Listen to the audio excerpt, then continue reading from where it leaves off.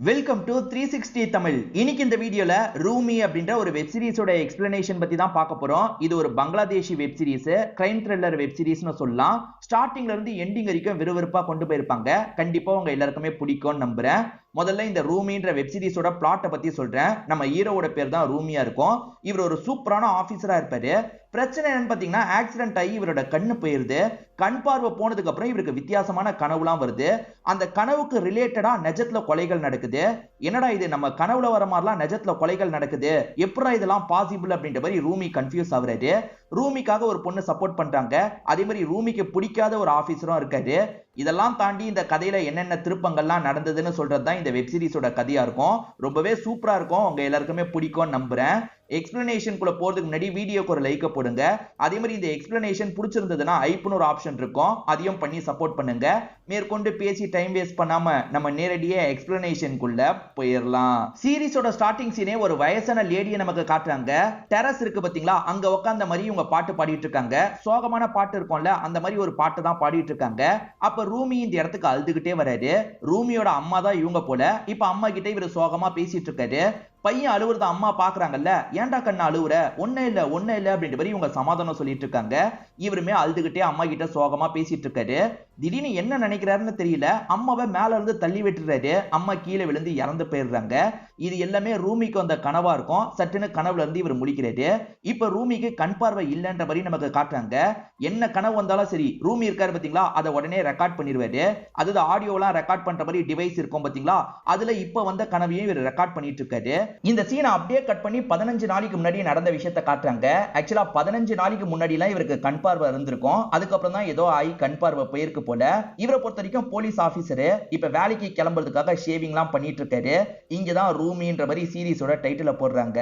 இப்ப ஆரியன் ஒரு நபர் கேஸ பத்தி எக்ஸ்பிளைன் பண்ணிட்டு இருக்காரு. ஒரு கூட்டு குடும்பத்தை நமக்கு காட்டுறாங்க. இந்த கூட்டு குடும்பத்தை பொறுத்த வரைக்கும் 2 அண்ணன் ஒரு தம்பி இருப்பாங்க. ரொம்ப சந்தோஷமா தான் இருக்காங்க. இதுல ஒரு அண்ணனோட பையன் இருக்கான் பாத்தீங்களா, திடீர்னு காணாம போயிடுறான். என்னாச்சு ஏதாச்சுன்னு வீட்டை சேர்ந்த எல்லாருமே ரொம்ப பதட்டப்படுறாங்க. அப்ப கால் மூலியமா யாரோ மிரட்டுறாங்க, உங்க பையன் என்கிட்ட தான் இருக்கான், காசு தந்தா வெட்டுறேன் அப்படின்ற மாதிரிலாம் சொல்லிட்டு இருக்காங்க. இவங்க கிட்ட காசுலாம் இருக்கு, இவங்களுமே தந்து மீட் எடுத்துடலான்ற மாதிரி யோசிக்கிறாங்க. தர சமயம் போலீஸ் கிட்டே இவங்க வந்திருப்பாங்க. போலீஸ் காசு கேட்கறது யாரு, அவங்கள பிடிக்கணும்ன்ற மாதிரி சில பிளான்லாம் போடுறாங்க. அதோட விளைவா அந்த பையனை அந்த கேங்க சாவடிச்சிடுறாங்க. அதாவது காசு வராது, போலீஸ் கிட்ட மாட்டி போன பயந்து அந்த பையனை சாவடிச்சிடுறாங்க. இந்த கேஸ்ல போலீஸை பொறுத்த வரைக்கும் 2 பேர் மேல சந்தேகப்படுறாங்க. ஒன்னு அந்த வீட்டோட செக்யூரிட்டி, இன்னொன்னு அந்த வீட்டுல வேலைக்காரங்களா இருப்பாங்க, அவங்கள சந்தேகப்படுறாங்க. இவங்க 2 பேர் தான் காசுபட்டு இப்படி பண்ணிருக்காங்க, மாட்ட போறோன்ற பயத்துல சாவடிச்சிருக்காங்க போல அப்படின்ற மாதிரிலாம் ஆரியன் ஒரு ஆபீசர் சொல்லிட்டு இருக்காரு. அங்கதான் நம்ம ரூமியா உட்காந்துட்டு இருக்காரு. ரூமி என்ன சொல்றாருன்னா, வெளியே இருந்து யாராவது பண்ணிருப்பாங்கன்னு எனக்கு தோணல, குடும்பத்துல யாராவது ஒருத்தர் பண்ணிருக்க வாய்ப்பு இருக்குன்னு சொல்றாரு. அதாவது வேலை பாக்குறவங்க எல்லாம் வெளியாள் தானே, அவங்க பண்ணிருக்க வாய்ப்பு இல்ல, உள்ள இருந்து யாரோ பண்ணிருக்காங்க, அதுவும் ஒருத்தர் பண்ண மாதிரி இல்ல, 2 பேர் பண்ணிருக்க வாய்ப்பு இருக்குன்ற மாதிரி ரூமி சொல்றாரு. ரூமிய சுத்தமா அந்த ஆரியனுக்கு பிடிக்காது. இஷ்டத்துக்கு ஏதாவது சொல்லணும்னு சொல்லாதீங்கன்ற மாதிரி அந்த ஆரியன் கிண்டல் பண்ற மாதிரி பேசிட்டு இருக்கான். இப்ப ரூமியா சில விஷயங்களை சொல்றாரு. அந்த பையன் கொல்லப்பட்டான் பாத்தீங்களா, அவன் எப்படி கொல்லப்பட்டிருக்கான்றதை இவர் அப்சர்வ் பண்ணிருப்பாரு. அதை வச்சுதான் சொல்றேன், லெஃப்ட் ஹேண்டட் யூஸ் பண்றவங்க கொலை பண்ணிருக்க மாதிரி இருக்கு, ரைட் ஹேண்டை யூஸ் பண்றவங்க கொலை பண்ணிருக்க மாதிரி இருக்கு.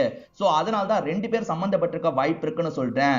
என் சைடுல நான் விசாரணை பண்ணனா குற்றவாளி யாருன்றதை சீக்கிரமா கண்டுபிடிச்சிருவேன்ற மாதிரி ரூமி சொல்றாரு. இப்போதைக்கும் ஆரியன் கிட்ட தான் அந்த கேஸ் இருக்கு, அதை என் கிட்ட தாங்கன்ற மாதிரி ரூமி கேக்குறாரு. இல்ல சார், நானே கண்டுபிடிச்சிருவேன் அப்படின்ற மாதிரிலாம் ஆரியன் ஒரு பக்கம் பேசிட்டு இருக்காரு. என்னதான் இருந்தாலும் ஆரியனை விட ரூமி தான் சீனியர். அதனால இவங்களோட சீனியர் இருக்கார்ல, ரூமியே இந்த கேஸ் ஹேண்டில் பண்ணட்டும், உனக்கு அசிஸ்டண்டா இந்த பொண்ணை யூஸ் பண்ணிக்கோன்னு காவியான்னு ஒரு பொண்ணை காட்டுறாரு. ரூமிக்கும் ஆரியனுக்கும் அடுத்த பொசிஷன்ல இருக்கவங்க தான் இந்த காவியாவா இருப்பாங்க. காவியாவா சரின்ற மாதிரிலாம் ஏத்துக்கிறாங்க. இப்ப சீனியர் கிளம்பும் போது ரூமி இருக்கார்ல, சார் உங்ககிட்ட ஒரு விஷயத்தை பத்தி பேசணும் அப்படின்ற மாதிரி ஆபீஸ்க்கு வந்துடுறாரு. அது என்னன்னா, ரூமியோட அம்மா இருக்காங்கல்ல, சில வருஷத்துக்கு முன்னாடி மர்மமான முறையில இறந்து போயிருப்பாங்க. டெரஸ் மேல இருந்து கீழே விழுந்த மாதிரி தான் இறந்து போயிருப்பாங்க. சார் குற்றவாளியை கண்டுபிடிக்கணும்ன்ற மாதிரி சொல்லிட்டாரு. ஆனா சீனியர் இருக்கார்ல, ரூமி எத்தனை வாட்டி இதையே கேட்ப, உன்னோட அம்மா தற்கொலை பண்ணிருக்க வாய்ப்பு இருக்கு, அப்படி இல்லைன்னா தவறி விழுந்து இறந்திருக்க வாய்ப்பு இருக்கு, நீ இந்த கேஸ் எல்லாம் ஹேண்டில் பண்ணு, திரும்ப அந்த கேஸை பத்தி என்கிட்ட பேசிட்டு வராதன்ற மாதிரி சொல்லிட்டாரு. சரி ஓகேன்ற மாதிரி ரூமியோ இங்க இருந்து எந்திரிச்சு போறாரு. ரூமி இருக்கார்ல, நீ விசாரணை பண்ணு, ஒவ்வொருத்தரா வரும்போது நீ விசாரணை பண்ணுன்ற மாதிரி காவியா கிட்ட சொல்லிடுறாரு. இப்ப காவியா அந்த ஃபேமிலியை சேர்ந்த ஒவ்வொருத்தரையா கூப்பிட்டு பேசிட்டு இருக்காங்க. ஒன்ஸ் பேசி முடிச்சுட்டு அந்த ஃபேமிலி மெம்பர்ஸ் கிளம்புவாங்கல்ல, அப்போ ஒரு டீ மட்டும் சாப்பிட்டு போலான்ற மாதிரி இவரு பேச்சு கொடுக்குறாரு. டீ சாப்பிட்டுட்டு இருக்கும் போது இவர்கிட்ட சேஞ்ச் இல்லாத மாதிரி நடிக்கிறாரு. என்கிட்ட டீ காசு இல்ல, நீங்க தந்துடுறீங்களான்னு கேக்குறாரு. எதிர உட்கார்றவங்களும் தந்துடுறேன்னு சொல்றாங்க. இவர் ஏதோ ஒன்னு அப்சர்வ் பண்றதுக்காக தான் இந்த மாதிரி பண்ணிட்டு இருக்காரு. அவங்க விசாரிச்சு அனுப்புறாங்க. இவருமே பேச்சு கொடுக்குறாரு. அப்படி பேச்சு கொடுத்துக்கிட்டே காசை மட்டும் தரீங்களான்னு கேக்குறாரு. நான் தரேன்ற மாதிரி ஒவ்வொருத்தரா பர்சலாம் எடுத்துட்டு இருக்காங்க. ஏதோ ஒரு காரணத்துக்காக தான் பண்றாருன்னு தெரியுது. ஏன் எதுக்குன்றது நமக்கு தெரிய மாட்டேங்குது. வீட்டு மெம்பர்ஸா ஒரு 10 பேர் இருக்காங்கன்னா அந்த 10 பேருமே வராங்க. அந்த 10 பேரையும் நல்லா அப்சர்வ் பண்றாரு. அப்சர்வ்லாம் பண்ணவரு இந்த காவியா கிட்ட பேசுறதுக்காக வந்துடுறாரு. இவர் ஏதோ அப்சர்வ் பண்ணிருக்காருன்னு காவியாக்கு புரியுது. எதுக்கு சார் நீங்க வெளியே வச்சு பேசுனீங்க, என்னதான் விஷயம், என்கிட்ட ஷேர் பண்ணுங்க சார் அப்படின்ற மாதிரிலாம் கேக்குறாங்க. கண்டிப்பா சொல்றேன்ற மாதிரி இவரும் சொல்ல ஆரம்பிக்கிறாரு. அதாவது லெஃப்ட் ஹேண்ட் ரைட் ஹேண்ட் ரெண்டு பேருமே கொலை பண்ணிருக்க வாய்ப்பு இருக்குன்னு இவர் நினைச்சாரு பாத்தீங்களா. லெஃப்ட் ஹேண்ட் யாருன்னு கண்டுபிடிக்கிறதுக்காக தான் இந்த டெஸ்டிங்கே நான் போட்டேன். ஆனா அப்படி நான் டெஸ்டிங்க போடும்போது லெஃப்ட் ஹேண்ட் ரைட் ஹேண்ட் ஒன்னா யூஸ் பண்ற ஒருத்தனை கண்டுபிடிச்சிட்டேன்னு சொல்றாரு. ஆக்சுவலா ரொம்ப ரொம்ப ரேரா தான் இந்த மாதிரி ஆளுங்க இருப்பாங்க. லெஃப்ட் ஹேண்டையும் யூஸ் பண்ணுவாங்க, ரைட் ஹேண்டையும் யூஸ் பண்ணுவாங்க. அவங்களுக்கு இதுதான் ஹேண்ட்ன்றதெல்லாம் கிடையாது. ரெண்டு ஹேண்டையும் மாத்தி மாத்தி யூஸ் பண்ணுவாங்க. இவர் அப்சர்வ் பண்ணும்போது ஒருத்தர் லெஃப்ட் ஹேண்ட்ல இருந்து பர்ஸை எடுத்திருப்பாரு, ரைட் ஹேண்ட்ல இருக்க பகுதியில் அந்த பர்ஸை வச்சிருப்பாரு. சோ இவன் தான் கண்டிப்பா இந்த கொலையை பண்ணிருக்கான். ரெண்டு பேர் இல்ல, ஒருத்தன் தான். அந்த ஒருத்தன் இவன் தான். இவனோட ஆக்டிவிட்டியை அப்சர்வ் பண்ணுங்க, கண்டிப்பா கண்டுபிடிச்சிடலாம் அப்படின்ற மாதிரிலாம் சொல்லிட்டாரு. என்னதான் இவர் கேஸை எடுத்திருந்தாலும் இது ஆரியனோட கேஸ் இல்ல, ஆரியன் கிட்ட சொல்லு அப்படின்ற மாதிரிலாம் சொல்றாரு. இந்த பொண்ணு ஏத்துக்கிறாங்க. அதே மாதிரி காவியாக்கு நம்ம ஹீரோ மேல ஒரு கண் இருக்கு. ஹீரோவை ரொம்ப பிடிக்கும். இன்னைக்கு ஹீரோவோட பர்த்டே, அதனால வாழ்த்துக்கள்லாம் சொல்றாங்க. இன்னும் கொஞ்ச நாள்ல என்னோட பர்த்டே இருக்கு சார், அதுக்கு நீங்க கண்டிப்பா வரணும் அப்படின்ற மாதிரி சொல்றாங்க. கண்டிப்பா வரேன்ற மாதிரி இவரும் ஏத்துக்கிறாரு. இந்த பொண்ணு ஃப்ளர்ட் பண்றதெல்லாம் இவருக்குமே தெரியுது. ஆனா இவர் பெருசா ரியாக்ட் பண்ண மாட்டாரு. கிளம்புறேன்ற மாதிரி கிளம்பிடுறாரு.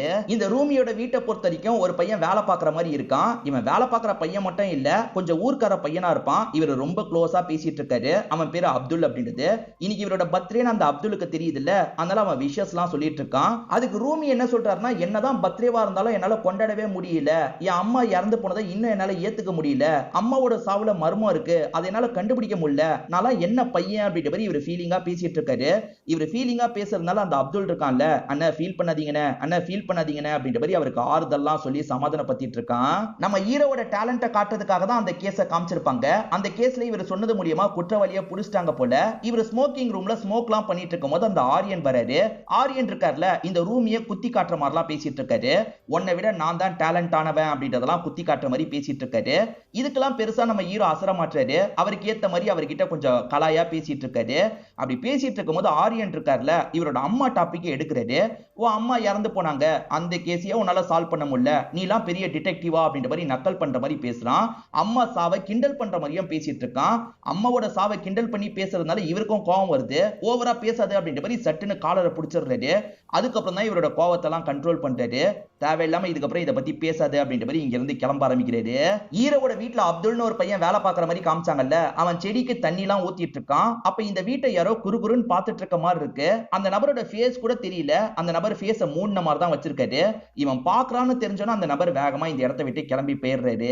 நம்ம ஹீரோ கூட காவியான்னு ஒரு பொண்ணு வேலை பார்க்கறதா சொன்ன பாத்தீங்களா, அந்த பொண்ணு சொன்னதுனால இவருமே அந்த இடத்துக்கு வராரு. ஆனா அந்த பொண்ணு மட்டும் தான் இருக்காங்க. உன் ஃப்ரெண்ட்ஸ் எல்லாம் வரலையான்ற மாதிரி கேக்குறாரு. இல்ல இல்ல, உங்ககிட்ட தனியா பேசணும்னு நினைச்சேன், அதனால தான் உங்களை மட்டும் இன்வைட் பண்ண அப்படின்ற மாதிரி அவங்க சொல்றாங்க. அவங்களுக்கு தான் பிடிக்கும்னு ஏற்கனவே சொன்ன பாத்தீங்களா, அவங்க கொஞ்சம் ஃப்ளர்ட் பண்றதுக்குலாம் ட்ரை பண்றாங்க. ஆனா இவர் இருக்கார்ல, டக்குன்னு டாபிக்கை மாத்திக்கிட்டே இருக்காரு. உனக்காக கிஃப்ட் வாங்கிட்டு வந்திருக்கேன், சரி எனக்கு டைம் ஆயிடுச்சு, நான் கிளம்பணும் அப்படின்ற மாதிரிலாம் சொல்லிட்டு இருக்காரு. இந்த பொண்ணு லவ்வ சொல்லிடக்கூடாது, அதுக்குள்ள அவாய்ட் பண்ணணுன்றதுக்காக தான் இந்த மாதிரிலாம் பண்ணிட்டு இருக்காரு. ஆனா இந்த பொண்ணு எப்படியாவது சொல்லிடணும் அப்படின்ற மாதிரி சொல்றதுக்கு ட்ரை பண்றாங்க. புரிஞ்சுக்கோ காவியா, எனக்கு ஒரு வேலை இருக்கு, இன்னொரு நாள் நம்ம கண்டிப்பா பேசலான்ற மாதிரி இங்க இருந்து கிளம்பிடுறாரு. இதை நினைச்சு இந்த பொண்ணுமே இந்த இடத்துல ஃபீல் பண்றாங்க.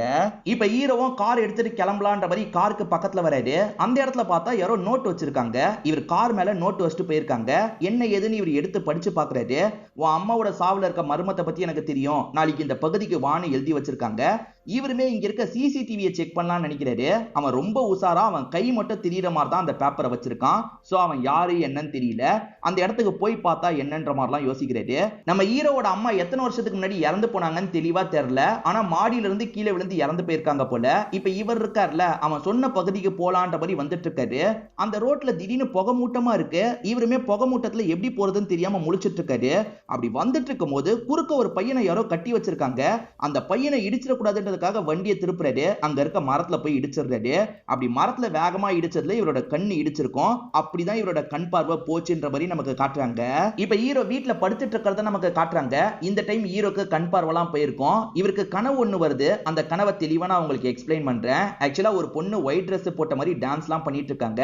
பதட்டமா டான்ஸ் பண்ணா எப்படி இருக்குமோ அந்த மாதிரி தான் பண்ணிட்டு இருக்காங்க. அவங்களோட முகத்துல ஒரு பெரிய மச்சம் இருக்கு. அவங்களுக்கு பக்கத்துல ஒரு சின்ன பொண்ணு அந்த இடத்துல பறந்துட்டு இருக்க மாதிரி இருக்கு. கொஞ்சம் தண்ணிலாம் பக்கத்துல இருக்கு.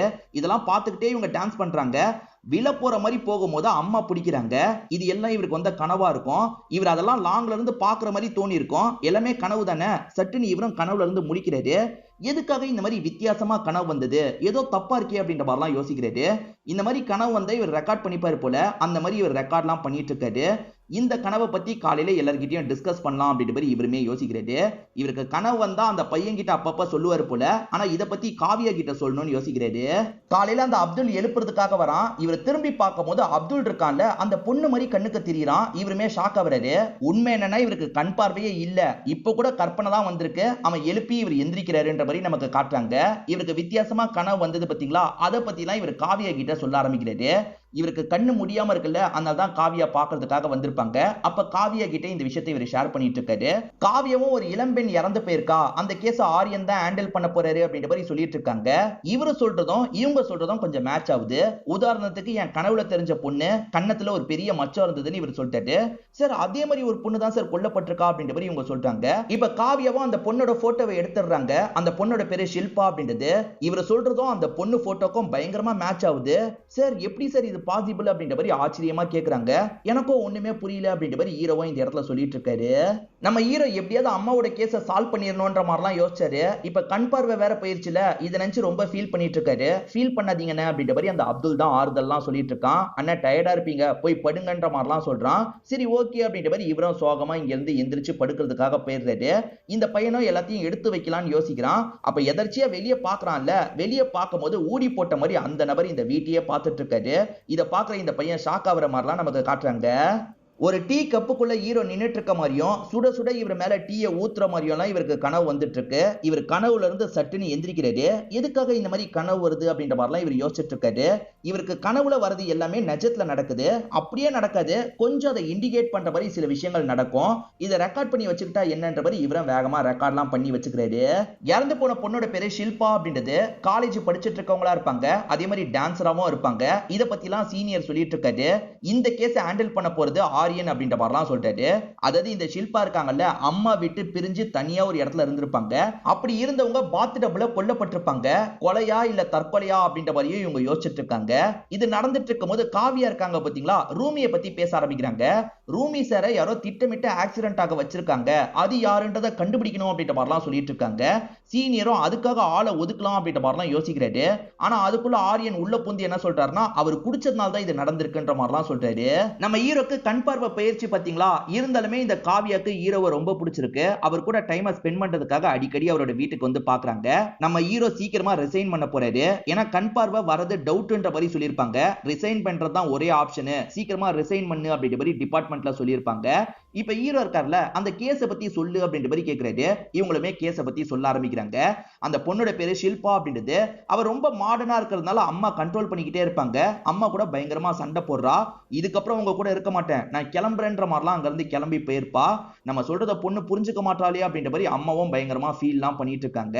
அப்படி அந்த பொண்ணு தனியா இருந்தா பாத்தீங்களா, அந்த இடத்துல தான் அவ இறந்து போயிருக்கா. பாத் டப்ல முங்குன மாதிரி தான் அவ இறந்து போயிருப்பா. கொலையா இருக்குமா இல்ல அவளே முங்கி இறந்து போயிருப்பாளா அப்படின்ற மாதிரிலாம் யோசிச்சிருப்பாங்க. சரி கொலையா இருந்தா ஃபிங்கர் பிரிண்ட் கிடைக்க வாய்ப்பு இருக்குல்ல, எதாவது கிடைக்குதா பாப்போன்ற மாதிரி இவங்களும் தேடி தேடி பார்த்திருப்பாங்க. ஒரு இடத்துல கூட இவங்களுக்கு ஃபிங்கர் பிரிண்ட் கிடைச்சிருக்காது. நாங்க எல்லா பொருளையும் எடுத்து செக்கிங்க்கும் அனுப்பணும், கிடைக்கலன்ற மாதிரி சொல்லிட்டாங்க. அப்ப ஹீரோ சில விஷயங்களை யோசிக்கிறாரு. அந்த பொண்ணு பேய் மாதிரி கண்ணுக்கு தெரிஞ்சா பாத்தீங்களா, அப்ப காஃபி தர மாதிரி வந்திருப்பா. அதனால இவருக்கு அந்த காஃபி கப்பை இன்னொரு செக் பண்ணி பாருங்கன்ற மாதிரி சொல்ல தோணுது. நீ இன்னொரு அந்த காஃபி கப்பை மட்டும் செக் பண்ணு, ஏன்னா நிறைய பொருள் அனுப்பும் போது சரியா கூட செக் பண்ணாம இருந்திருக்கலாம், இதை மட்டும் நல்லா செக் பண்ண சொல்லுன்ற மாதிரி சொல்லிட்டு இவங்க இருக்காங்கல்ல, இத பத்தி ஆரியன் கிட்ட சொல்றாங்க. அதாவது ரூமி சொன்னதா சொல்ல மாட்டாங்க, செக் பண்ணலான்னு மட்டும் சொல்றாங்க. செக் பண்ணி பார்க்கும்போது ஒரு ஃபிங்கர் பிரிண்ட் உங்களுக்கு கிடைக்குது. அது யாரோட ஃபிங்கர் பிரிண்ட்னு பாத்தீங்கன்னா ஒரு பொலிட்டீஷியனோட ஃபிங்கர் பிரிண்டா இருக்கும்.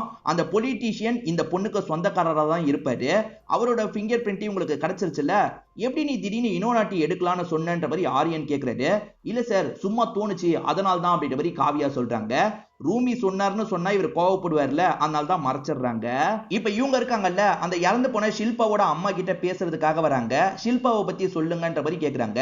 ஷில்பா கொஞ்சம் கொஞ்சமா கெட்ட பழக்கத்துக்கு அடிமையாயிட்டா, என்னை விட்டு போகணும்னு அவன் நினைச்சதுக்கு அதுதான் காரணம், ஏன்னா நான் கண்ட்ரோல் பண்ணிக்கிட்டே இருக்கேன்னு அவன் நினைச்சா அப்படின்ற மாதிரிலாம் அழுதுகிட்டே பேசிட்டு இருக்காங்க.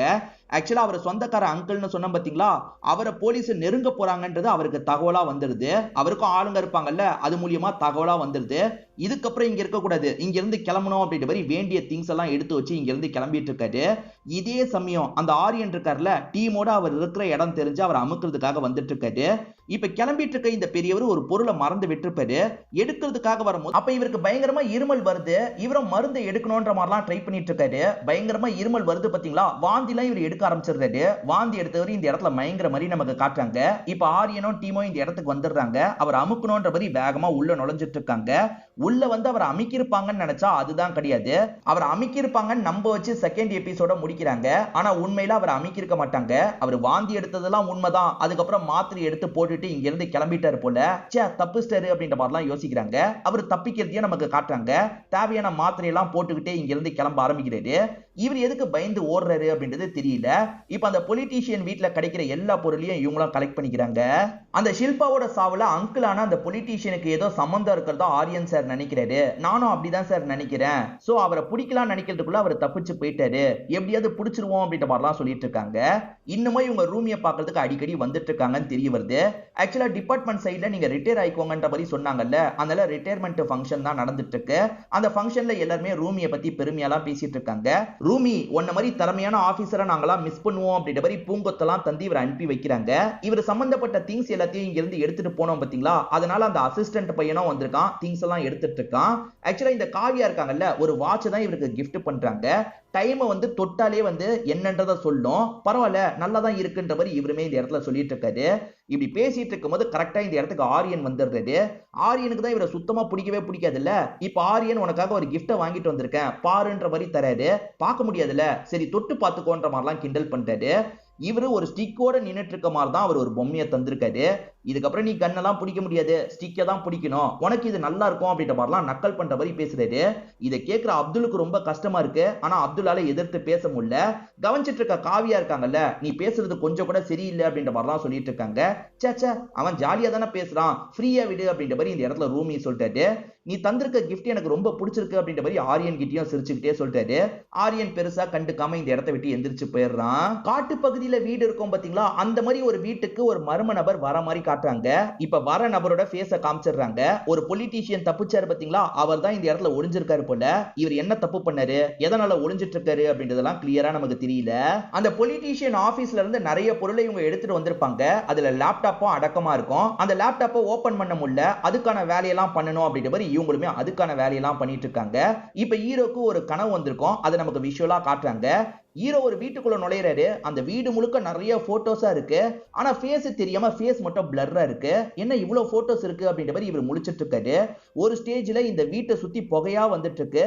இவர் வெளியே போலான்னு பார்த்தா போக முடியல. புகை வந்துட்டு இருக்கு பாத்தீங்களா, இவருக்கு கொஞ்சம் கொஞ்சமா மயக்கம் வருது. இவர் மயக்கம் போட்ட மாதிரி பொத்துன்னு கீழே விழுறாரு. எந்த கனவு வந்தாலும் காவியா கிட்ட ஷேர் பண்ணுவார்ல, அந்த மாதிரி காவியா கிட்ட இதை ஷேர் பண்றாரு. இப்ப காவியா இருக்காங்கல்ல, டிபார்ட்மெண்ட்டுக்கு வந்து அங்க இருக்க வேலையெல்லாம் பண்றாங்க. ஸ்மோக்கிங் ரூம்ல நிறைய பேர் ஸ்மோக் பண்ணி புகையா இருக்குல்ல, அவர் சொன்ன கனவு கூட இது கொஞ்சம் சிங்க் ஆகுதே அப்படின்ற மாதிரிலாம் லைட்டா ஒரு பார்வை பாக்குறாங்க. நம்ம ஹீரோவும் காவியாவும் ஒரு பார்க்ல மீட் பண்ண மாதிரி பேச ஆரம்பிக்கிறாங்க. அப்படி பேசிட்டு இருக்க கொஞ்ச நேரத்திலேயே இவர் இருக்கார்ல, அந்த ஷில்பாவோட கேஸ் என்ன ஆச்சு, அந்த பொலிட்டீஷியனை கண்டுபிடிச்சிங்களா இல்லையான்ற மாதிரிலாம் கேட்கிறாரு. எப்ப பாரு அந்த கேஸை பத்தியே இவர் கேட்கிற மாதிரி உங்களுக்கு தோணுது. நீங்க எதுக்கு சார் இவ்வளவு ஆர்வமா இருக்கீங்கன்ற மாதிரிலாம் கேட்கிறாங்க. இந்த சமயம் அந்த பிளாக் ஊடி போட்ட நபர் இவங்க ரெண்டு பேர் பேசுறத கவனிக்கிறாரு. அதெல்லாம் இல்ல, சும்மா தான் கேட்டேன்ற மாதிரி இவர் சொல்லிட்டாரு. இப்ப காவியமும் சில விஷயங்களை சொல்ல ஆரம்பிக்கிறாங்க. அந்த அம்மா கிட்ட பேசும்போது நிறைய விஷயங்கள் தெரிய வந்திருக்கும். பொண்ணு வீட்டுல வச்சு நிறைய ட்ரக் எல்லாம் எடுத்திருக்கா, இப்பெல்லாம் பண்ணாது அப்படின்ற மாதிரி அம்மா பயங்கரமா கண்டிச்சிருப்பாங்க. அதனால தான் வீட்டை விட்டு வெளியே போறன்ற மாதிரி போயிருப்பா. அந்த பொலிட்டீஷியன் நல்லவன் இல்ல, அவன் கூட சேராதன்னு எவ்வளவோ அட்வைஸ் பண்ண, கேட்கலன்ற மாதிரிலாம் அம்மா சொல்றாங்க. ஆக்சுவலா அந்த பொண்ணுக்கு ஒரு பாய் ஃப்ரெண்ட் இருப்பான். அந்த பாய் ஃப்ரெண்டோட பேரு அசோக் அப்படின்றது. அந்த அசோக் கிட்ட பேசலான்ற மாதிரி இவங்க வந்துடுறாங்க. எப்படி நீங்க ரெண்டு பேரும் கேர்ள் ஃப்ரெண்டு பாய் ஃப்ரெண்டா மாறினீங்கன்ற மாதிரி கேக்குறாங்க. இந்த பையனுமே ஒரு பிளாஷ்பேக்க சொல்றான். இந்த பையன் அப்பதான் அந்த காலேஜ்ல சேர்ந்திருப்பான். இவன் நடந்து வந்துட்டு இருக்கும்போது அந்த பொண்ணு டான்ஸ் பண்றத பாக்குறான். பார்த்தோன்னே இந்த பையனுக்கு ரொம்ப பிடிச்சிருது. கொஞ்ச நேரம் குறுகுறுன்னு இவன் கவனிச்சிட்டு இருக்கான். இவன் கவனிச்சிட்டு இருக்கிறத வேற ஒருத்தன் பாத்துறான். அவன் பேரு ருத்ரா அப்படின்றது. அவனை பொறுத்த வரைக்கும் காலேஜ்லயே கொஞ்சம் கெத்தா சுத்திட்டு இருக்கவனா இருப்பான். அது பொறுக்கித்தனம் எல்லாம் பண்ணுவாங்கல்ல, அந்த மாதிரி ஒருத்தனா இருப்பான். என்னடா அவளை பார்த்துட்டு இருக்க, உனக்கு அவ்வளவு திமிரா அப்படின்ற மாதிரிலாம் ஆளுங்க கூட சேர்ந்து பிரச்சனை பண்ணிட்டு இருக்கான். பிரச்சனை நடக்கிறது தெரிஞ்சோட ஷில்பா இந்த இடத்துக்கு வந்துடுறாங்க. ருத்ரா எதுக்காக இந்த மாதிரி பண்ணிட்டு இருக்க, அவன் என்ன தப்பு பண்ணா, இந்த மாதிரிலாம் பண்ணாத, முதல்ல இங்க இருந்து கிளம்பு அப்படின்ற மாதிரி ருத்ராவையும் ஃப்ரெண்ட்ஸையும் அனுப்பி விடுறாங்க. அவன் பேசினதுக்கு நான் சாரி கேட்கிறேன், நீ ஃபீல் பண்ணாதன்ற மாதிரிலாம் சொல்லியிருப்பாங்க. இதுதான் படிப்படியா காதலா மாறி இருக்கும். இது எல்லாத்தையும் அவங்க கிட்ட கேட்டுட்டார்ல. இப்ப ஹீரோ இவரோட வீட்டுக்கு தான் வந்துட்டு இருக்காரு. அப்படி வந்துட்டு இருக்கிறதுக்குள்ள அந்த ஊடி போட்டவன் ஹீரோவோட வீட்டுக்குள்ள வந்து சரக்குல எல்லாம் எதையோ கலக்குறான். என்ன கலக்குறான்றது தெரியல. இப்ப ஹீரோ வரதுக்குள்ள சைலண்டா இந்த வீட்டை விட்டு கிளம்பி போயிடுறான். இப்ப ஹீரோவும் இவரோட வீட்டுக்கு வந்துடுறாரு. வந்தோடனே அப்துல் கிட்ட சரக்கை எடுத்து வைன்ற மாதிரி சொல்லிட்டாரு. அவனும் எடுத்து வச்சுட்டு கிச்சனுக்குள்ள இருக்க வேலையெல்லாம் பாக்குறதுக்காக போயிடுறான். இப்ப இவருமே சரக்கை குடிக்கலான்னு குடிக்கிறதுக்காக வராரு. அப்படி குடிக்கிறதுக்காக வரும்போது சரக்குல இருந்து வித்தியாசமா ஒரு ஸ்மெல் வருது. அதாவது விஷத்தெல்லாம் கலந்தா ஒரு ஸ்மெல் வரும் பாத்தீங்களா, வேங்கை படத்துல ராஜ்கிரண் கண்டுபிடிச்ச மாதிரி இவரும் கண்டுபிடிச்சிடுறாரு. ராஜ்கிரண் அது குடிச்சு பார்த்து தான் கண்டுபிடிப்பாரு. நம்ம ஹீரோ ஸ்மெல் பண்ணியே கண்டுபிடிச்சிடுறாரு. உடனே செக் பண்ணு அப்படின்ற மாதிரி அந்த காவியா கிட்ட தந்து விட்டுருப்பாரு. இப்ப காவியாவும் டாக்டர் கிட்ட கொண்டு வந்து செக்லாம் பண்றாங்க. செக் பண்ண அந்த ஃபாரன்சிக் ஆபீசர் இருக்கார்ல, அவர் என்ன சொல்றாருன்னா, ஆமா விஷம் கலந்திருக்கு அப்படின்ற மாதிரி சொல்றாரு. எல்லா பாட்டிலையும் அவன் கலந்து வச்சிருக்கானோ தெரிய வருது. இந்த மாதிரி ஒரு அட்டெம்ப்ட் நடந்திருக்குன்னா பக்கத்துல இருக்க சிசிடிவி எல்லாம் செக் பண்ணுவாங்கல்ல, அந்த மாதிரி காவியாவும் செக் பண்ணி பார்த்தேன்னு சொல்லிட்டாங்க. அப்படி செக் பண்ணி பார்க்கும்போது ஊடி போட்டு ஒரு நபர் உங்க வீட்டு சைடு அடிக்கடி வந்திருக்கான்னு தெரிய வருது சார். உங்களுக்கு யார் மேலேயாவது டவுட் இருக்கா அப்படின்ற மாதிரிலாம் கேட்டுட்டு இருக்காங்க. தெரியலையே, என் அம்மாவை பத்தி இன்ஃபர்மேஷன் சொல்றதா ஒருத்தன் சொல்லி என் கண்ணை பறிச்சிட்டான், அவன் தான் இதை பண்ணிருப்பான் போலன்ற மாதிரிலாம் சொல்லிட்டாரு. இவங்க பேசிட்டு இருக்கும் போது அந்த அப்துல் வந்துடுறான். ஊடி போட்டு ஒருத்தன் வந்ததா பேசிட்டு இருந்தீங்கல்ல, ஊடி போட்ட ஒருத்தன் வீட்டையே பாக்குற மாதிரி 2-3 வாட்டி நான் கவனிச்சிருக்கேன், அவன் ஃபேஸ் மட்டும் சுத்தமா தெரியலன்ற மாதிரிலாம் இவன் சொல்றான். அது யாருன்றதை கண்டுபிடிக்கணும், எதுக்காக கொல்ல நினைக்கிறான்றதை கண்டுபிடிக்கணும்ன்ற மாதிரிலாம் யோசிக்கிறாங்க. இதோடயே நம்ம ஃபர்ஸ்ட் பார்ட்டை முடிச்சுக்கலாம். இந்த சீரீஸை பொறுத்த வரைக்கும் இன்னொன்று பார்ட்டை நான் நாளைக்கு போடுறேன். இப்போ வரைக்கும் கதை உங்க எல்லாருக்குமே பிடிச்சிருக்கோன்னு நம்புறேன். இந்த வீடியோ உங்களுக்கு பிடிச்சிருந்ததுன்னா லைக் பண்ணுங்க, கமெண்ட் பண்ணுங்க, மறக்காம 360 தமிழ் சேனலை சப்ஸ்கிரைப் பண்ணுங்க. தொடர்ச்சியா இந்த மாதிரி வீடியோக்கள் வந்துகிட்டே தான் இருக்கும்.